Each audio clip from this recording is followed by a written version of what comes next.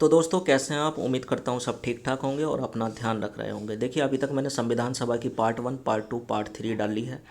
तो जिन भाई बंधुओं ने वो वीडियो ना देखी हो, एक बार वीडियो देखो। और उन वीडियो को देखने के बाद मैं आपसे कहता हूँ कि आपके पास जो भी किताब हो और आप किसी भी लेवल के एग्ज़ाम की तैयारी कर रहे हो, चाहे आप कॉन्सेप्चुअल रूप में कमज़ोर हों या फैक्चुअल रूप में कमज़ोर हों, आप उन वीडियो को देखने के बाद जो भी आपके पास किताब है, आप एक बार क्वेश्चन करो, आपको कहीं से भी कोई दिक्कत नहीं आने की।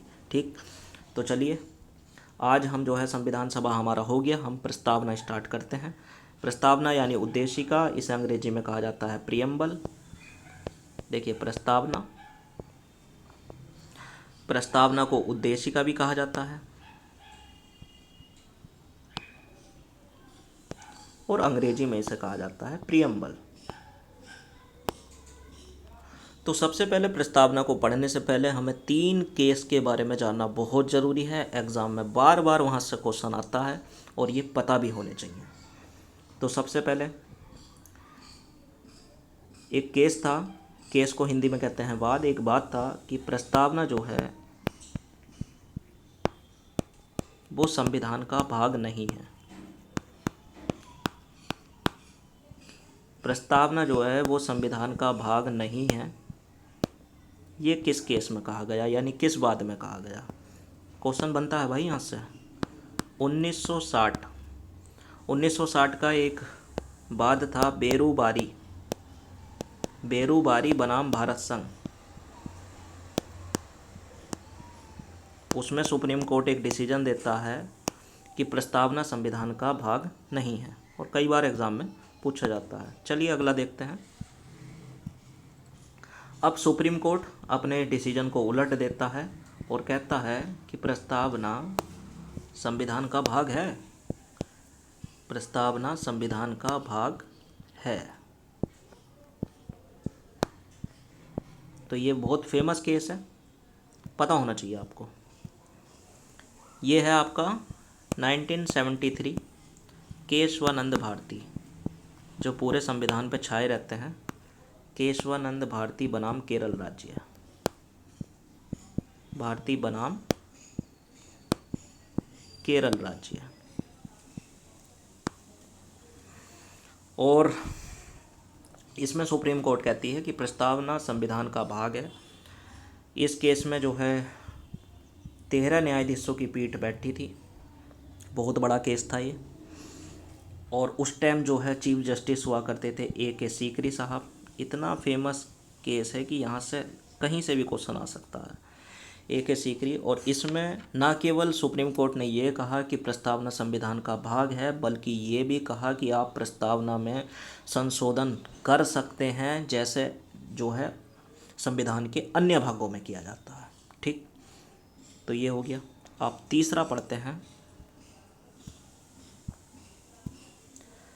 प्रस्तावना जो है, प्रस्तावना जो है वो संविधान की आधारभूत संरचना है। देखिए, शब्दों का मतलब बहुत ज़्यादा ज़रूरी है संविधान जब आप पढ़ रहे हो। प्रस्तावना संविधान की आधारभूत संरचना है, यानी basic structure of Indian constitution. तो ये किस केस में कहा गया सुप्रीम कोर्ट द्वारा? ये केस भी बहुत ज़्यादा इम्पोर्टेंट है। ये है 1994 SR बॉम्बई, SR बॉम्बई। और SR बॉम्बई जो है उस टाइम कर्नाटक के CM थे। इनकी सरकार गिर गई थी, वहाँ पे जो है राष्ट्रपति शासन लग गया था। ठीक। तो उस केस में जो सुप्रीम कोर्ट है उसने कहा था कि प्रस्तावना संविधान का आधारभूत संरचना है, यानी basic structure of Indian constitution is a preamble. ठीक। अब बात करते हैं प्रस्तावना की, कि प्रस्तावना आखिर है क्या।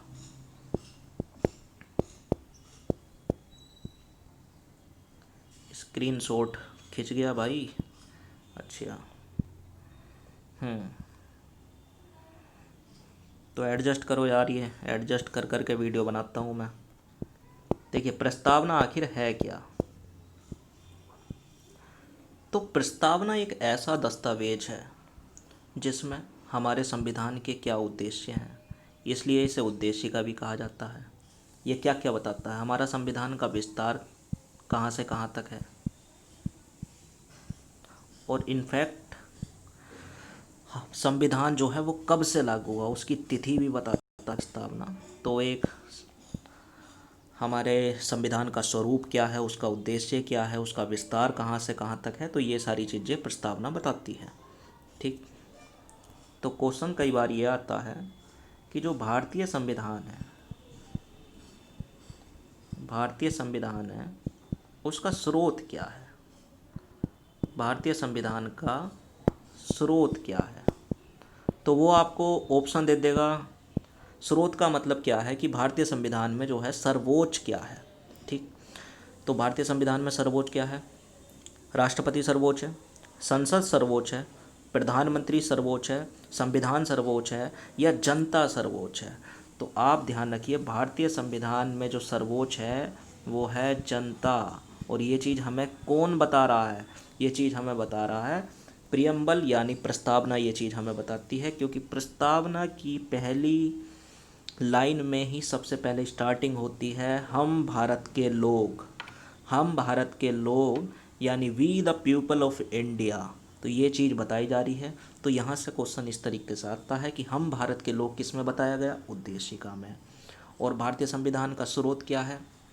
जनता है स्रोत। ठीक। सर्वोच्च क्या है? वो जनता है। और अगली लाइन में इस तरीके से लिखा जाता है कि हम भारत के लोग संपूर्ण प्रभुत्व संपन्न लोकतंत्रात्मक समाजवादी गणराज्य हेतु, इस तरीके से है। तो इन शब्दों के मतलब समझते हैं क्या है। तो सबसे पहले हम भारत के लोग संपूर्ण प्रभुत्व संपन्न लोकतंत्रात्मक। तो लोकतंत्रात्मक का हम मतलब समझते हैं कि भाई लोकतंत्रात्मक आखिर है क्या। वैसा आपको पता ही होगा। तो फ़ोन ने भी काम। अच्छा हाँ, लोकतंत्रात्मक का मतलब क्या है? देखिए, लोकतंत्रात्मक का अंग्रेजी अनुवाद है डेमोक्रेटिक। डेमोक्रेटिक। और अब्राहम लिंकन का एक थॉट है, एक टिप्पणी है। वो क्या टिप्पणी है? जनता के द्वारा, जनता के लिए, जनता द्वारा बनाया गया जो शासन है वो लोकतंत्रात्मक है यानी डेमोक्रेसी। और दो प्रकार की डेमोक्रेसी होती हैं। वो होती हैं एक प्रत्यक्ष और एक होती है अप्रत्यक्ष। तो भारत में किस प्रकार की डेमोक्रेसी है? देखिए, प्रत्यक्ष में क्या चीज़ है? डायरेक्ट जनता रूल करती है। और अप्रत्यक्ष में जनता डायरेक्ट शासन नहीं करती है, उसका प्रतिनिधि शासन करता है। तो आप भारत में देखते होंगे कि 10 लाख जनता को रिप्रेजेंट कौन करता है? एक प्रतिनिधि 10 लाख जनता का प्रतिनिधित्व करता है। ठीक। रिप्रेजेंट करता है एक सदस्य। तो ये लोकतंत्र। तो भारत में जो है अप्रत्यक्ष लोकतांत्रिक व्यवस्था है। ठीक।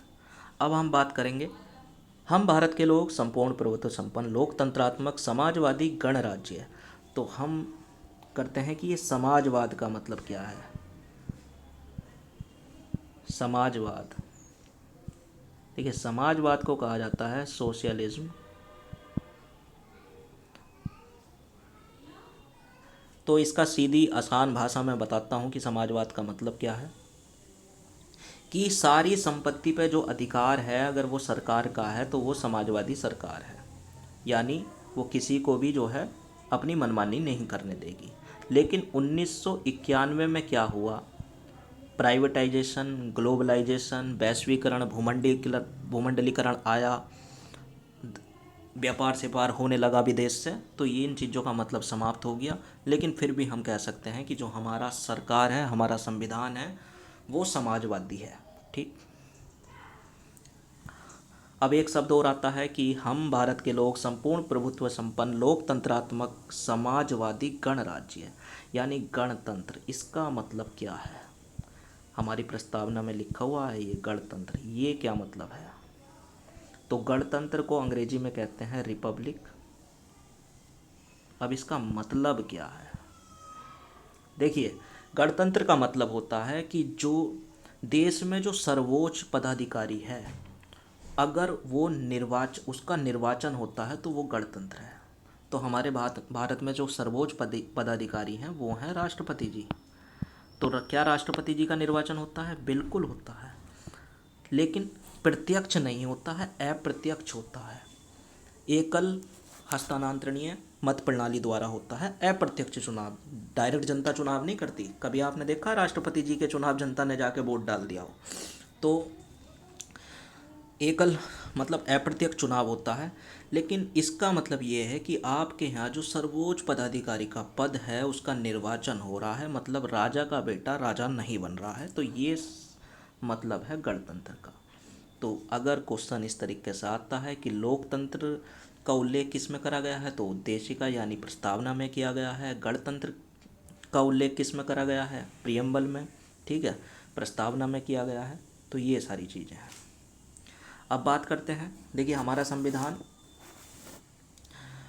व्यक्ति को जो है स्वतंत्रता, समानता, ये सारी चीज़ देने का वो करता है। तो ये सब प्रस्तावना में लिखा हुआ है कि हम भारत के लोग संपूर्ण प्रभुत्व संपन्न लोकतंत्रात्मक समाजवादी गणराज्य है और व्यक्ति को न्याय, स्वतंत्रता, समानता, बंधुत्व और सामाजिक न्याय, आर्थिक न्याय, राजनीतिक न्याय ये प्रदान करते हैं। ये सारे शब्दावली जो है प्रस्तावना में लिखी गई है।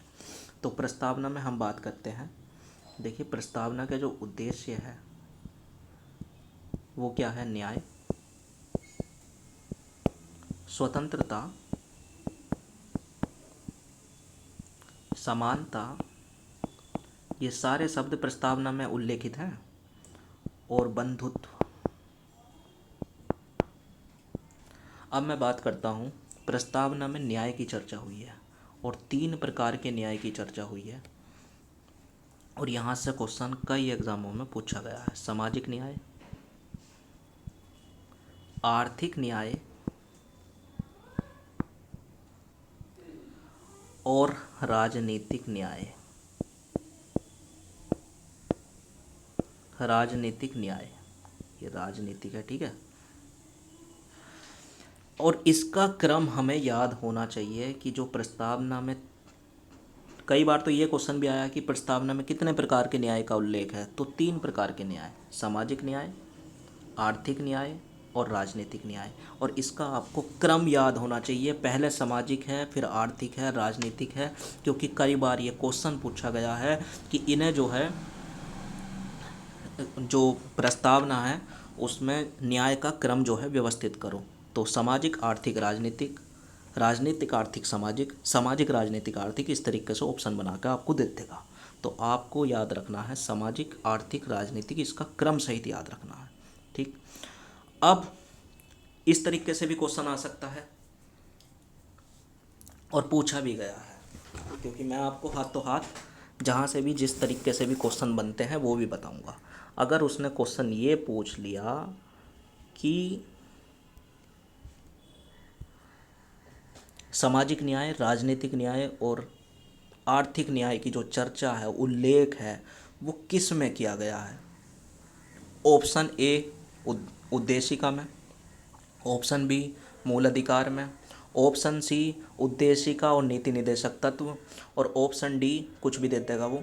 तो मैं आपको बता देता हूँ कि केवल उद्देशिका में नहीं है सामाजिक, आर्थिक, राजनीतिक, एक जगह और है, वो है राज्य के नीति निदेशक तत्व। इसका उल्लेख राज्य के नीति निदेशक तत्व में भी किया गया है, और आर्टिकल है 38, जो राज्य के नीति निदेशक तत्व यानी डायरेक्टिव प्रिंसिपल ऑफ स्टेट्स का जो आर्टिकल 38 है, उसमें सामाजिक, आर्थिक, राजनीतिक न्याय का जो है उल्लेख किया गया है। तो क्वेश्चन जब आएगा कि सामाजिक, राजनीतिक और आर्थिक का जो है न्याय का उल्लेख किस में किया गया है, तो ना केवल उद्देशिका में बल्कि राज्य के नीति निदेशक तत्व दोनों में किया गया है, ठीक है। तो ये आप ध्यान रखिएगा, क्वेश्चन अब ऐसे बन रहे हैं।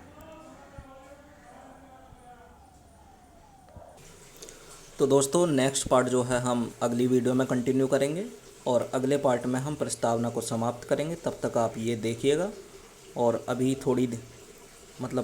थोड़े टाइम बाद ही मैं जो है पार्ट 2 इसका डाल दूंगा, क्योंकि ज़्यादा बड़ी वीडियो हो जाएगी तो आप रिपीट मोड में नहीं देख पाओगे, ठीक है। धन्यवाद।